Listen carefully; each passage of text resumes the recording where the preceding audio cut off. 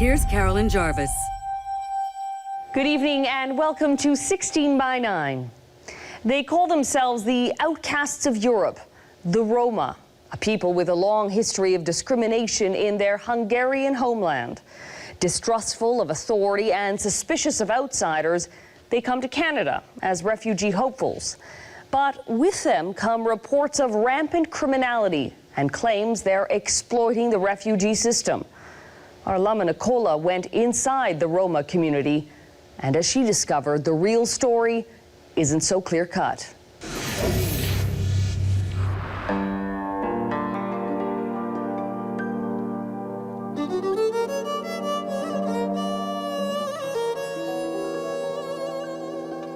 This is a snapshot of a community caught up in controversy. You can see it's a very active courtyard, a lot of people hanging out. 16 by 9 went to meet the people, hear the stories, learn about their struggles, and find out what draws them here. It's a diaspora at risk. We are here with translator Laszlo Sarkozy. At first, no one wants to talk. Whether it's shyness or mistrust, it's hard to say. But the Roma people haven't always had the easiest time fitting in. Okay, she's saying they left the country, Hungary, because of the racist attitude that most of the people has. Katalin Kovask is the first to open up here at Toronto's West Lodge Apartments, where it's said more Roma live than any place outside Hungary. And once Katalin opens up, the stories flow. She describes life in Europe, where being Roma often means being swept to the fringes of society. Katalin's husband Tibor arrives home. He joins in telling how neo-Nazi groups in Hungary terrorize Roma without consequence. And they can do whatever they want. Nobody stopped them. The police just standing by and doing nothing. And Tibor says when he fled for Canada, his home was burned to the ground. As the racist people knew that they left the country, they just destroyed their house. So they don't have house right now, don't have place to go back. There are more refugees coming to Canada from Hungary than any other country. The Refugee Convention is not there to protect people if they're having a tough life back home. Immigration Minister Jason Kenney says the types of stories we hear at West Lodge may be sad, but they're not enough to claim refugee status in Canada. If you're living in poverty and you're from a community that's getting a rough go, that's very unfortunate. But frankly, that probably characterizes billions of people around the world. Canada's refugee system is here instead to protect people who have a well-founded fear of persecution by their state or face a risk of torture or to their life and no state protection. About 95% of the Hungarian claimants do not meet that test. Kenny says Roma refugees could go to 26 other democracies in Europe, and yet they choose Canada. It's because we're one of the only countries I know of that provides immediate welfare benefits to asylum claimants the moment they show up. Katalin and Tibor are fighting to stay here after the refugee claim has been denied. They're supporting their family of 7 on social assistance. Kenny says the cost to Canadians to process one claim is about $50,000. So the costs for receiving 6,000 largely unfounded European asylum claims per year just from the EU is massive. I mean, it's in the range of $350 million to Canadian taxpayers. This is serious money. We haven't been treated fairly. The community has been treated as and labeled as bogus refugees that are not genuinely escaping harm. Gina Sanyi-Roba is the executive director of the Roma Community Centre in Toronto.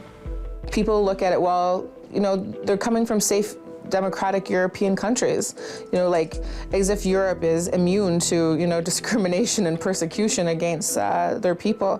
We will survive. Back at the Slow Rent apartment in Toronto, things are different for this man. Tibor says a little dignity for him is priceless. Why do you want to stay in Canada? Miért szeretné itt maradni? He and his family just feel themselves as a human being. And you know, it's something what is impossible in Hungary. Does he have any? Just as the words leave Tibor's mouth, 16 by 9's visit to meet the Roma takes a disturbing turn.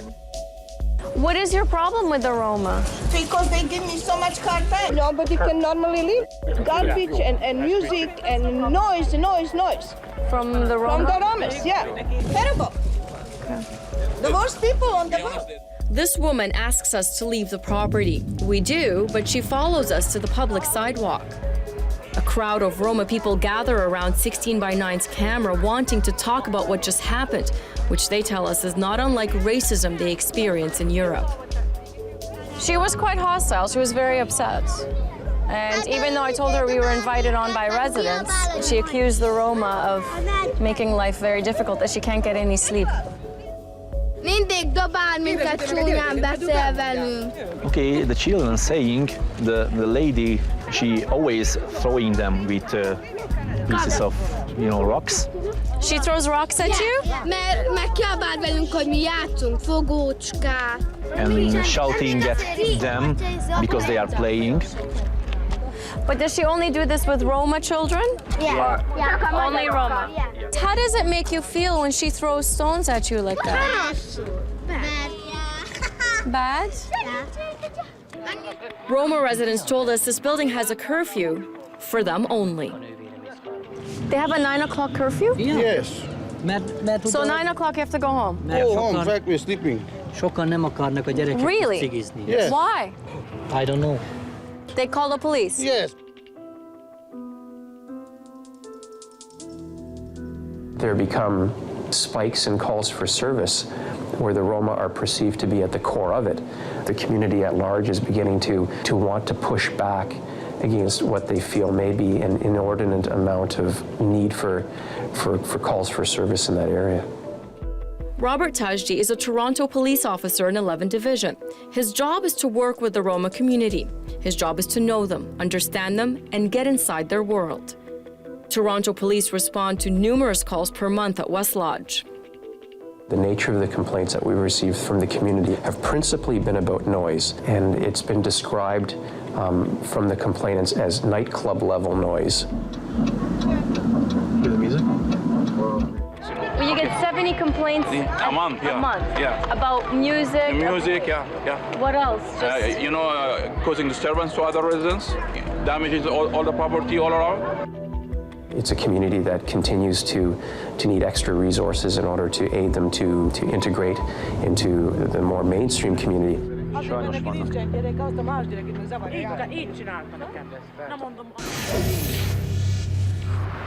Next on 16 by 9, a victim of human trafficking by a Roma crime ring. Doesn't matter if he's in the jail or he's out. He's gonna hunt me forever.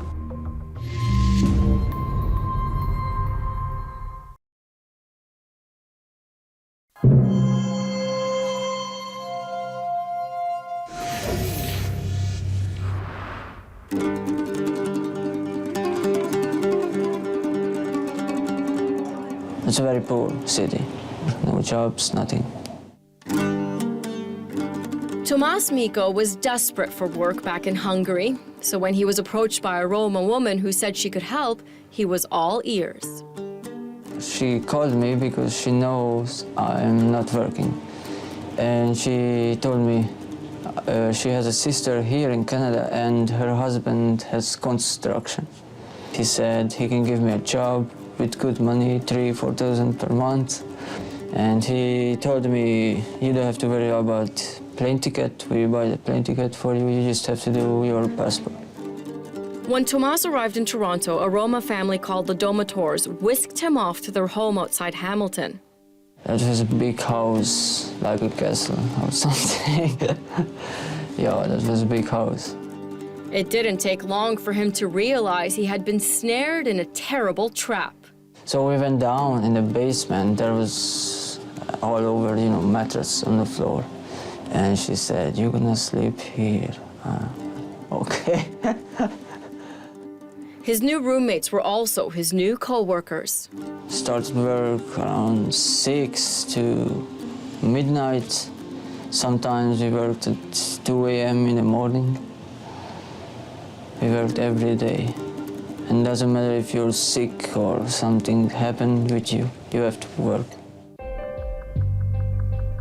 A few weeks later, a Roma family coached him on exactly how to respond to keep immigration at bay. They write me down what I have to say if somebody asking me. I'm a Roma, I don't have a job in Hungary, people try to kill me in Hungary, Tomas is not Roma, but he would live that life for 6 months and he couldn't escape. When we opened the door in the basement, there was a detector. When you go up the stairs, there was another detector everywhere. Even the window in the basement. When you open the window, the system is on. Until one day, one of the workers stood up to his captors. They kicked him out. He went right to the police. Hamilton police then took the case to the RCMP. In June, Ferenc Domatar received 9 years, the longest sentence for human trafficking in Canadian history. Tomas and others were free, but haunted. The first time I had lots of fear and everything. I had nightmares. These people made me sick, mentally, emotionally, everything. Immigration Minister Jason Kenney says some waves of immigrants have ties to organized crime in Europe. As far as we can tell, there are sort of ringleaders who advise people on how to come and use the Canadian system. They find cheap flights, they almost bring people over here like travel agents. We have had flights arriving at the Pearson Airport with dozens of claimants, of asylum claimants, coming off the same flight. According to documents obtained by 16x9, Canada's Border Services Agency sent a duty officer to Hungary to find out why the flood of refugees. The documents state, while some individuals could face the risk of being victims of human trafficking, others are solely opportunistic and have identified an exploitable weakness in Canada's generosity and assistance toward refugees with a legitimate need for protection. Kenney had to see it for himself. He returned recently from a fact-finding trip to Hungary. While there are some really vile and hateful extremist forces in Hungary, this shouldn't be exaggerated, that, while we condemn what's going on there, the people I met with in the Roma community were unable to point to any actual violent attacks that have occurred in recent years. He says Canada needs to weed out who is behind false claims and send them packing before they get their fingers into the Canadian purse. I think we as Canadians need to be soft-hearted when it comes to protecting bona fide refugees, but we also have to be hard-headed about some people who occasionally come here abusing our generosity. Canada Border Services Agency says most refugees come and go, but not without sapping the system of money first. Many refugee claimants are withdrawing their application. This appears to occur only after they have been in Canada for a significant period of time, allowing them to collect substantial amounts of social assistance prior to returning to Hungary. Last year, over 4,400 Hungarians claimed refugee status in Canada. Of those, 92% were withdrawn, abandoned, or rejected. In 2010, Canada received 23 times more Hungarian refugee claims than all other countries combined. The reality is that the significant majority of these Hungarian claimants don't actually show up for their refugee hearing. They are telling us through their own actions, by withdrawing their claims, that they don't need our protection. This man, who is a Roma refugee claimant himself, agrees with Kenney that many Roma come to make fast money. They make money and they have no intent to stay here. And once they have made their money, they leave. Fearing his community would come after him, he only agreed to speak to 16x9 if his identity is kept hidden. He says growing up Roma is about living and dying on the road. You don't adhere to the laws of the land that you're in, so you just commit a crime or do whatever, and you just move on to the next stop. There is no sense of responsibility, there is no onus to your actions. He says his claim is legit, and he's removed himself from the community, hoping it'll increase his chances of becoming Canadian. Meanwhile, Tomas, a victim of human trafficking by Roma, has been granted permanent residence in Canada. He would gladly return home to Hungary, but he says his traffickers have tentacles reaching into Europe, and he fears they will seek revenge. I know it doesn't matter if he's in the jail or he's out from the jail. He's gonna hunt me forever.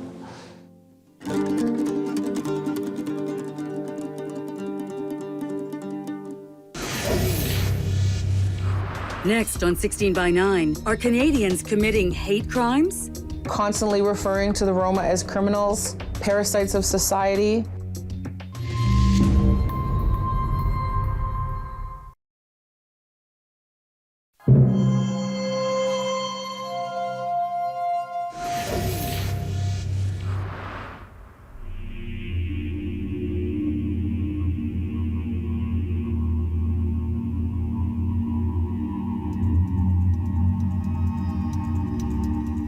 One woman distracts, while the others appear to be stuffing as much as possible under their skirts. This is surveillance video released by police after dismantling an international crime ring. And police claim it's Roma. Police allege the ring recruited people to Canada, and once here, they would claim refugee status and be roped into a distraction, theft, and fraud operation. During Project Mansfield, police arrested 34 people and laid 263 charges. Police say the investigation found over 400 people with ties to the crime ring. Similar crimes were seen in London, Sudbury, and in Toronto. Police allege the ring defrauded over $2 million from social assistance. We found that there's a number of people who are Romas that are coming to Canada for a criminal purpose. Do keep it within the family. And then, in the wake of the police bust, there was this by Toronto television host Ezra Levant. I want to dispatch cops and send the bad gypsies back to Hungary on the next plane. Just warn the flight attendants not to wear any jewelry on the flight. Ronald Lee is a Canadian-born Roma. He has been writing about Roma since the late 1960s and has spent a lifetime teaching about the culture. We're not just anybody who decides to travel around, wear an earring, play the fiddle, like Ezra Levant would claim, but he would also add theft. No, we are a legitimate people. But gypsies aren't a race, they aren't a religion, they aren't a linguistic group. They're the medieval prototype of the Occupy Wall Street movement, a shiftless group of hobos that doesn't believe in property rights for themselves, they're nomads, or for others, they rob people blind. It was really offensive what he did. Everyone was shocked. I had average Canadians that I had never had contact with before writing to me saying what they saw was incredibly racist and unfair and hate propaganda. Sun Media, the broadcaster of the video, issued an apology and removed it from their website. The Roma Community Centre has filed a hate crime complaint to Toronto Police against Sun Media.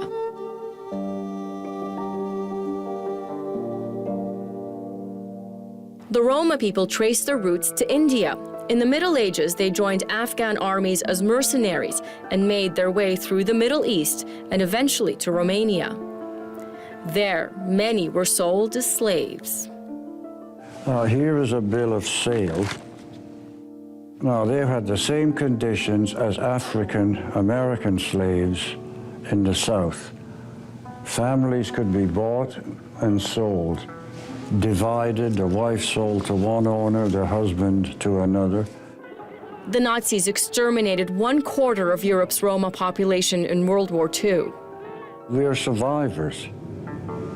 We survived centuries of horrible persecution. And now, some say the political landscape in Hungary has a very scary undercurrent, all too familiar. This poster advertises a march for Hungarian life in Hungary. It says, "Enough, ghetto squatters, Canadian Roma." The neo-Nazi movement has been going on in Europe for quite a few years now, and it's getting stronger and stronger. Blame the Roma for everything that's wrong in the country. Gina says her worry is that the same attitude is simmering in Canada. constantly referring to the Roma as criminals, parasites of society. This is the same discourse that's taking place in Canada. I'd never, even as a Canadian-born woman of Roma background, never imagined that our government would target any group like this so specifically and so negatively. Immigration Minister Jason Kenney says the government isn't targeting anyone. It's just trying to weed out false refugee claims and save money. So it has introduced a new pilot program to do just that. Now, in Canada, when someone loses an asylum claim, the government is offering help to go home. We just sit down with them and say, look, there's one of two ways this could go. You either go underground and evade deportation, and then things aren't going to turn out well for you. Eventually, you'll be removed from Canada.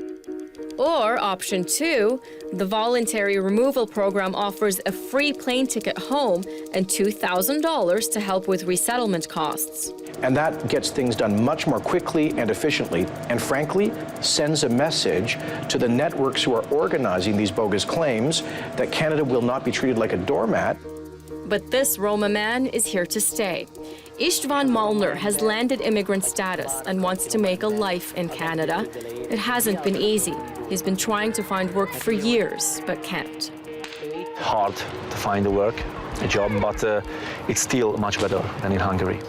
Also a refugee, the man who brought us inside, Laszlo Sarkozy, shares his words of resistance. Magyarországon polgár nem, csak cigány voltam. Mondjátok csak politikusok, a szabadság hol van?